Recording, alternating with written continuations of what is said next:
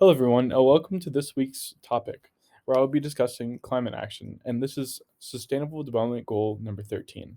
And I will be talking about the country of Australia.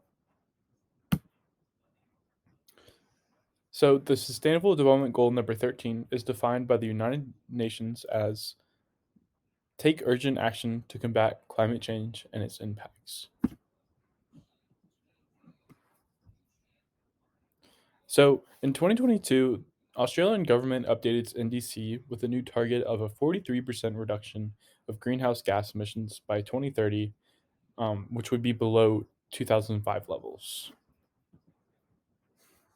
And here you can see a snapshot of annual CO2 emissions over the years in Australia, dating all the way back to 1750. And you can really start to see the rise in the early 1900s, and then it starts to exponentially grow after the 1950s. And then today it is at about 400 million tons of carbon dioxide emitted per year in Australia.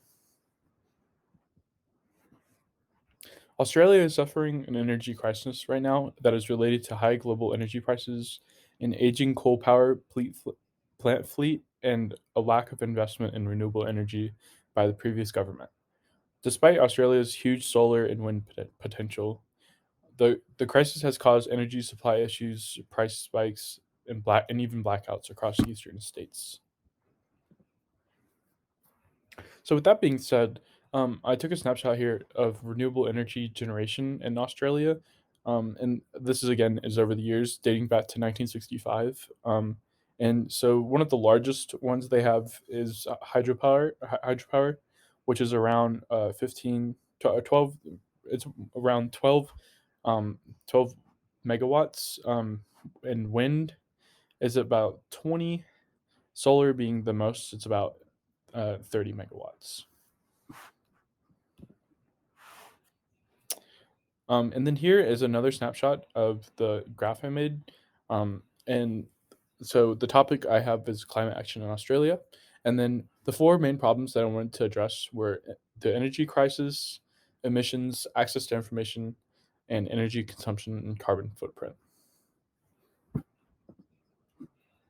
So the first one is public awareness and engagement. This is so by using a global information system, it can be used to raise public awareness about the impact of climate change and to engage the public in climate action.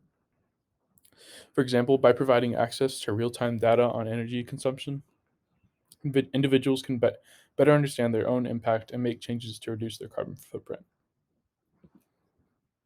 Another solution I have is monitoring and reporting. So, this global information system can be used to monitor and report on emissions, energy consumption, and other indicators of the country's carbon footprint. This data would then be used to inform policy decisions and track progress towards emissions reduction targets.